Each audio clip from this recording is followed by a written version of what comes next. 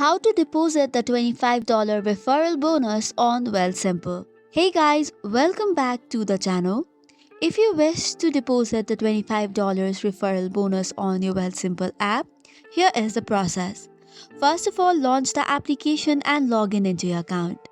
Now to claim the reward, tap on the icon near the top right corner of your screen, which looks like a gift box.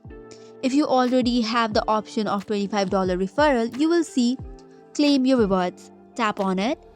If eligible, you should also see the $25 referral bonus available. Now here is a catch. The bonus can only be deposited in DIY trading or managed accounts such as TFSA or RRSP, which means it cannot be deposited in cash account. So if you do not have an eligible account, create one.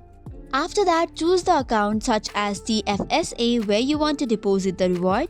Tap on Deposit Reward option to finalize the process. And once that is done, the bonus will appear in your chosen account. And this is how you have successfully deposited your referral. So that's it for today's video. For more such contents, do not forget to hit the like and subscribe button.